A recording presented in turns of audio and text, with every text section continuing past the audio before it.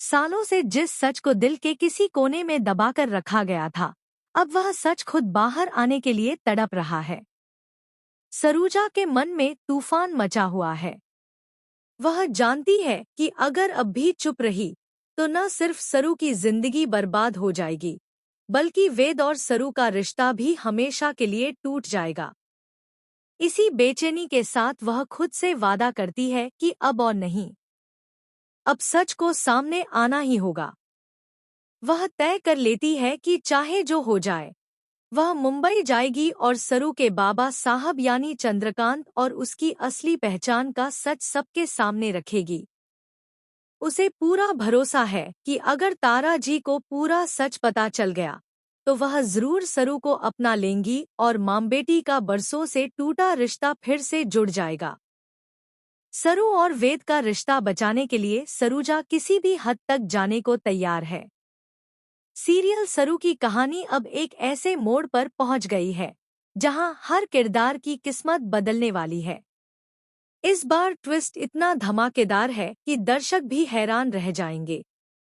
अब तक जो राज पर्दों में छुपा था, उसे सरूजा ने सबके सामने लाने का फैसला कर लिया है। वह अस्पताल लौट आती है, जहां वह साफ साफ बता देती है कि सरू कोई और नहीं बल्कि चंद्रकांत की ही बेटी है। यह सच सामने आते ही जैसे सबके पैरों तले जमीन खिसक जाती है। कोई यकीन नहीं कर पाता कि जिसे अब तक एक आम लड़की समझा जा रहा था, वह दरअसल चंद्रकांत की बेटी है। सरूजा यही नहीं रुकती। वह ठान लेती है कि अब आधा अधूरा सच नहीं चलेगा। मुंबई पहुंचकर वह तारा जी को भी सारी सच्चाई बताने वाली है। वह उन्हें समझाएगी कि सरू कोई मामूली या गरीब घर की लड़की नहीं है, बल्कि वह उसी घर की वारिस है जिसे सालों पहले उससे छीन लिया गया था।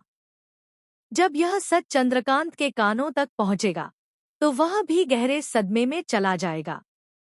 उसे समझ ही नहीं आएगा कि अगर सरू उसकी बेटी है तो इतने सालों तक यह सच छुपा क्यों रहा। घर के बाकी लोग भी एक दूसरे का चेहरा देखने लगेंगे और हर सवाल का जवाब ढूंढते नजर आएंगे।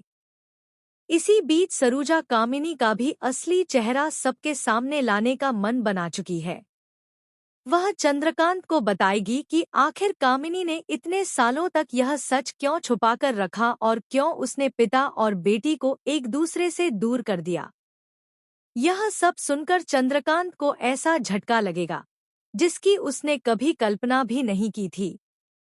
उसे अपनी ही जिंदगी पर सवा